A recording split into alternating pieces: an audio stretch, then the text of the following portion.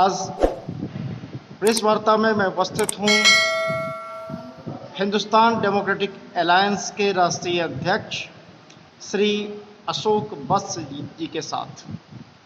जानते हैं क्या मुद्दे हैं आज इनके। आपने आज प्रेस कॉन्फ्रेंस किया, क्या मुद्दे हैं आपके? सबसे पहले जय हिंदुस्तान दोस्तों, एक ही बात कहना चाहूँगा। 1947 में हिंदुस्तान आज़ाद हुआ, हम जातिवाद की ओर चल पड़े। वो एक पहला लेवल का राजनीति था। 90s में हम धर्मवाद की ओर गए और राष्ट्रवाद बहुत पीछे छूट गया। एचडीए का मेन मकसद है राष्ट्रवाद को धर्मवाद से राष्ट्रवाद की ओर तीसरे जनरेशन का पॉलिटिक्स और राजनीति के तहत स्टार्ट करना। एचडीए का निर्माण इसी चीज को देखते हुए कि राजनीति बहुत हो गई, अब हमें राष्ट्रनीति करना होगा। क्या फर्क पड़ता है राजनीति और राष्ट्रनीति में? राजनीति आपकी वोट बैंक की राजनीति है। उनका एक ही मकसद होता है, सत्ता में सरकार कैसे बने। और जो आज तक आप देख रहे हैं, तो जब तक आप सत्ता में नहीं जाएंगे तो राष्ट्रनीति कैसे बनेगी? आज आप कोरोना से ग्रसित हैं, जीडीपी कहाँ है आप देख रहे हैं। 65% लोगों को पहले भी 2 वक्त की रोटी नहीं मिलती और आज तो जनता त्रस्त है। तो जनता के दर्द जनता से बेहतर कोई समझ नहीं सकता और इस चीज की बेहद जरूरत है और इसीलिए अब राजनीति चाहिए। आज तक आपने देखा, पहले की सोच थी, अब तक की सोच है सारे देशवासी खुश होंगे तो राष्ट्र खुश होगा। अरे 2 भाई एक साथ नहीं चल पाता, ये 130 करोड़ की बात है। तो अब हमें विचारधारा बदलने की जरूरत है। राष्ट्र प्रगति पे होगा, लोग प्रगति पे होंगे। उसके लिए आपको सत्ता में आना पड़ेगा। जी बिल्कुल। तो सत्ता में आने के लिए आपके पास क्या प्रोग्राम है? आपकी योजना क्रांति कैसे करेंगे? जो आपने देखा 1974 में सारे इतिहास के हर पन्ने में दर्ज है, सारे पोर्टल में दर्ज है, हर जगह मिलेगा। उस समय शायद प्रारूप तैयार नहीं थे। आप सवाल कीजिए, हर क्षेत्र में हमारे पास जवाब है, हम कैसे काम करें और कैसे समस्या का समाधान होगा, ये प्रारूप तैयार है। अभी आप देखेंगे त्रिपाठी साहब ने जो किसी भी सरकार का सबसे पहला आवश्यकता है न्याय देना। अभी बिहार का चुनाव है जी। बिहार के चुनाव में आपकी क्या भूमिका रहेगी? सबसे पहले हमारे सारे कैंडिडेट जो क्षेत्रीय होगा प्रॉमिस करेंगे वो पूरा करेंगे। आई मेक श्योर कि वो पूरा करते हैं। हम एजुकेशन जितनी भी परियोजनाएं नाम से चल रही है 70 सालों से, उनका कैसे एक्चुअली इम्प्लीमेंट किया जाए उस पर हम कार्य करेंगे। बिहार में आपकी अपनी पार्टी चुनाव लड़ रही है या ये राष्ट्रीय स्तर पर हिंदुस्तान डेमोक्रेटिक अलायंस है? बिहार में हमारे एक ही विचारधारा की पार्टी जो काम कर रही थी 2009 से, राष्ट्रीय क्रांति दल, भारतीय जन क्रांति दल डेमोक्रेटिक, उनके साथ हमने अलायंस किया है और 50 सीटों पे हमने एबी फॉर्म निर्गत किया है और दैट इज फर्स्ट चरण, इस पे हम कार्य कर रहे हैं और वी विल मेक श्योर हम इसका पूर्ण व्यवस्था करेंगे कि हमने जो भी मैनिफेस्टो में लिखा है वो पूरा करें और पूरा होगा और ये क्षेत्रीय लेवल पे होगा। आप देखेंगे संविधान का जब निर्माण हुआ था तो लोकसभा, असेंबली, विधानसभा बनाई गई थी ताकि सारी समस्याओं को निदान किया जाए और यहाँ तो समस्याओं को एड्रेस भी नहीं करते। तो अब एक बदलाव की जरूरत है।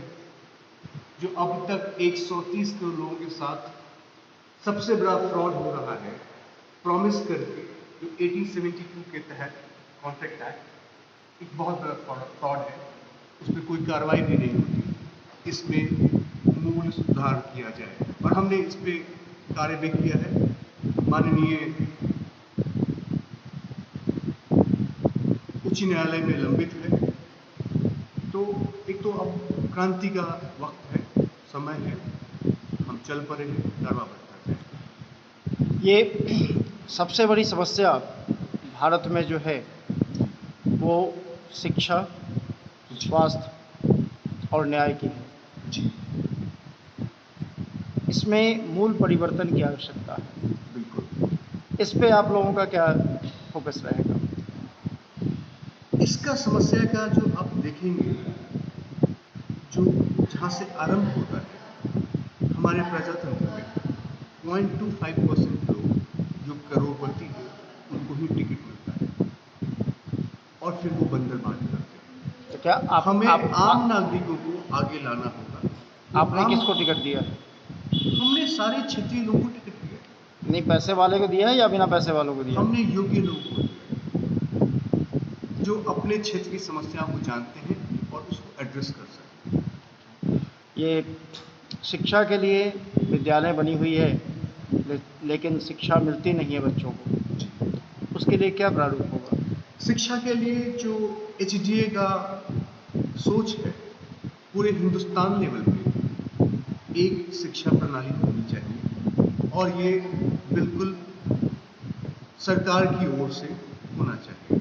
इसके लिए आज आप देखेंगे ये कमर्शियलाइज हो चुका है, पूर्णतः कमर्शियलाइज हो चुका है। जो हमारे सरकारी व्यवस्था है उनके शिक्षकों का आप बिलिंग देख लें, कैसा बिलिंग है उनका, कितना काम करना चाहते हैं। तो हमें इन क्षेत्र में काम करना होगा और हमें एक ऐसी व्यवस्था बनानी पड़ेगी जो 0 to 12th year free education, world class education मिले। भारत में टैक्स पेयर जो हैं वो टैक्स देते तो हैं, लेकिन उन्हें कोई सुविधाएं नहीं मिलती हैं। जी क्या रिफॉर्म की आवश्यकता वहाँ नहीं है? मैं इसको इस तरह से कहना चाहूँगा, हमारे हिंदुस्तान में कोई डिफरेंस नहीं है टैक्स पेयर और नॉन टैक्स पेयर में। आप अगर टैक्स पेयर की बात करें तो वो टैक्स पे करते हैं और सबसे ज़्यादा पे करते हैं पूरे वर्ल्ड लेवल में, सबसे ज़्यादा टैक्स पे करते हैं और उनको कुछ भी नहीं मिलता। सारी व्यवस्थाएं रामदूत से चलती हैं। क्या टैक्स पेयर को सारी सुविधाएं मुफ्त नहीं मिलनी चाहिए? नहीं, मैं ऐसा बिल्कुल नहीं कह सकता। ये मूल सुविधाएं, एजुकेशन, हेल्थ केयर, ये फ्री मिलनी चाहिए। एक सवाल और है, आप भी पॉलिटिकल ऑर्गेनाइजेशन में आए हैं। जी पॉलिटिशियन बिना काम के पैसे ले रहे हैं, जी 2.5 लाख 3 लाख रुपए वेतन। जी। क्या समाज सेवी का कोई औचित्य है 2.5 लाख वेतन लेने का? सबसे पहले मैं कहना चाहूँगा, मैं अपने आप को पॉलिटिशियन नहीं कहता, मैं एक रिफॉर्मर हूँ, एक रिफॉर्म करना चाहता हूँ। और जब मैंने संपूर्ण क्रांति की बात कही, व्यवस्था परिवर्तन की बात कही, ऑफ कोर्स सिचुएशन, सिस्टम और कार्यप्रणाली पे हमें काम करना। जी, धन्यवाद आपका। Thank you so much. जय हिंद। बिहार में आपके नेतृत्व में भारतीय जनता दल चुनाव लड़ रही है। क्या एजेंडा है और कैसे आप अपना चुनाव लड़वा रहे हैं? बिहार में सबसे पहले यहाँ पे आवश्यकता है रोजगार की, शिक्षा की और स्वास्थ्य की। इन तीनों चीज़ों में ही बिहार काफ़ी निर्धन है। ना यहाँ अच्छे कॉलेजेस हैं, यूनिवर्सिटीज़ हैं और ना अच्छे हॉस्पिटल्स हैं, ना रोजगार है। इन तीनों चीज़ों के लिए ही बिहारियों को बाहर जाना पड़ता है। रोजगार चाहिए तो दूसरे प्रदेशों में जाएं, अच्छे कॉलेज में एडमिशन चाहिए तो दूसरे प्रदेश में जाएं, और अगर दुर्भाग्य से उनका स्वास्थ्य प्रॉब्लम हो गया, स्वास्थ्य समस्या हो गई, तो उसका इलाज कराने के लिए भी उन्हें अन्य प्रदेशों में जाना पड़ता है। तो सबसे पहले हमारी कोशिश ये रहेगी कि ये जो मूलभूत हमारी आवश्यकताएँ हैं, इसके लिए किसी को बाहर जाना ना पड़े। ये सबसे बड़ी समस्या तो यहाँ है, जो नेता चुनाव में आते हैं वो क्षेत्रीय नहीं होते, थोपे जाते हैं, क्या ये लोकतंत्र के लिए उचित है? जी, इस पर भी हम लोग काम कर रहे हैं और बल्कि हमारा पूरा प्रयास है कि जो भी हमारे उम्मीदवार होंगे, प्रत्याशी होंगे, वे स्थानीय होंगे, दूसरे क्षेत्र के नहीं होंगे। और इस पर हम लोग आवाज़ उठाने वाले हैं कि ये सिर्फ बात हमारी या हमारी पार्टी के द्वारा नहीं हो, बल्कि सारे पार्टी इस पर ध्यान केंद्रित करें।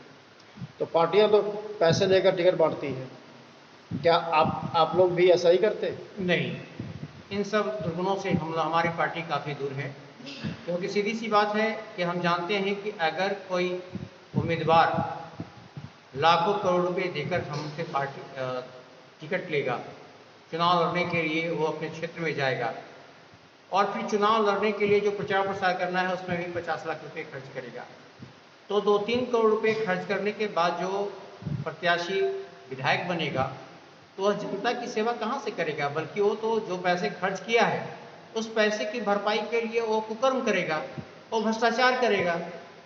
तो इन सब चीज़ों से हमें सख्त परहेज है और हम ऐसे ही प्रत्याशियों को तलाश कर जगह दे रहे हैं जो स्वच्छ छवि के हैं, ईमानदार हैं, कर्तव्यनिष्ठ हैं और जिनके पास जनता के लिए समय है। क्योंकि सीधी सी बात है, हमारा एक ही नारा है कि हम झंडा उसी का उठाएंगे जो हमारा कॉल उठाएगा, जो हमारा फोन उठाएगा। जो हमारा फोन नहीं उठाता है हम उसका झंडा नहीं उठाएंगे।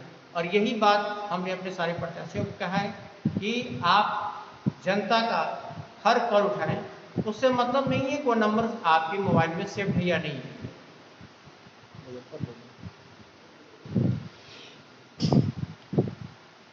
आप भारतीय जनता क्रांति दल के मुजफ्फरपुर की उम्मीदवार हैं, किस लिए चुनाव लड़ रही हैं आप? मैं चुनाव लड़ रही हूँ क्योंकि मैंने नज़दीक से देखा है कि वहाँ के लोगों की ज़रूरतें क्या हैं, वहाँ के लोग क्या चाहते हैं। अभी जो सत्ता में आई सरकारें हैं या फिर जो हमारे स्थानीय मंत्री हैं, उनकी अगर बात की जाए तो हम सब जानते हैं कि जिन लोगों ने वोट दे के हमारे उम्मीदवार को, जिन्हें हम लाते हैं जिताते हैं, और उनसे जो हमारी अपेक्षाएं होती हैं वो पूरी नहीं हो पाती। तो आप क्या करेंगे? कोशिश है मेरी कि मैं उस जगह को, जिस चीज़ को मैंने नज़दीक से देखा है, उसे मैं सामने से लाऊं और सुधारने की कोशिश करूं। काफ़ी सारी ऐसी परेशानियां हैं जो जनता उन तक पहुंचा नहीं पाती है, जनता तक पहुंच नहीं पाती है।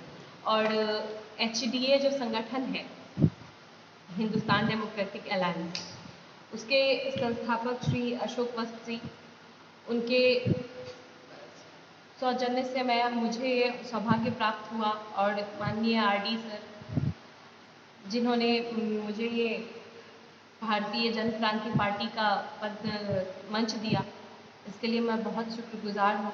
और मैं कोशिश करूँगी कि इस पार्टी के थ्रू अगर मैं इस क्षेत्र में उतर रही हूँ, मैं एक रन समझ के मैं इस चुनाव में उतर रही हूँ, और जीतूँ या हारूँ मुझे फ़र्क नहीं पड़ता, बट काम मैं करूँगी, इसकी मैं पूरी कोशिश करूँगी। और मेरी जीत हो या ना हो, बट मैं काम हमेशा करूँगी, मेरा काम रुकेगा नहीं। धन्यवाद आपका।